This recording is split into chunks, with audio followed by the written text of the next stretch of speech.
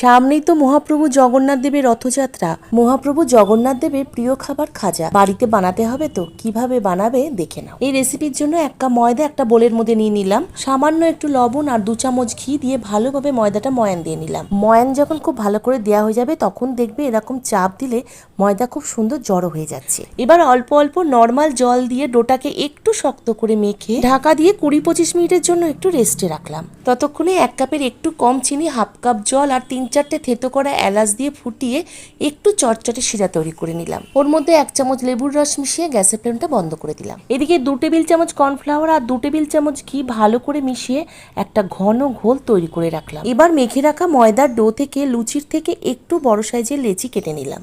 একটা লেচি নিয়ে কর্নফ্লাওয়ার ছড়িয়ে এরকম পাতলা করে বেলে নিলাম। সবকটা লেচিকেই এরকম পাতলা করে বেলে নিয়ে তারপর এই একটা রুটির ওপরে ওই তৈরি করে রাখা ঘোলটা ভালো করে মাখিয়ে তার উপর আরো একটা রুটি, আবারও ঘোল, এইভাবে পরপর 7টা রুটি রেখে তারপর এরকম রোল করে একেবারে শেষ প্রান্তে অল্প একটু জল লাগিয়ে রোলটা করে নিয়ে ছুরি দিয়ে কেটে নিলাম। কাটার সময় মোবাইলটা অন করতে ভুলে গেছিলাম, তাই দেখিয়ে দিলাম কেমন করে আমি ছুরি দিয়ে পিস পিস করে কেটেছি। এবার কেটে রাখা লেচি নিয়ে বেলুন দিয়ে হালকা হাতে এইভাবে একটু বেলে নিলাম। এইভাবে সব খাজাগুলো বানিয়ে কড়া বা ফ্রাইং প্যানে হালকা তেল গরম করে খাজাগুলো দিয়ে খাজার গায়ে এইভাবে তেল ছিটিয়ে ছিটিয়ে উল্টে পাল্টে খাজাগুলো লাল করে ভেজে নিলাম। আর ভেজে নেওয়া হয়ে গেলেই ওইগুলোকে তুলে উষ্ণ গরম শিরার মধ্যে রেখে আর কয়েক সেকেন্ড খাজাগুলো একটু নাড়াচাড়া করেই তুলে নিতে হবে। তাহলেই তৈরি হবে দারুণ টেস্টি রসালো খাজা।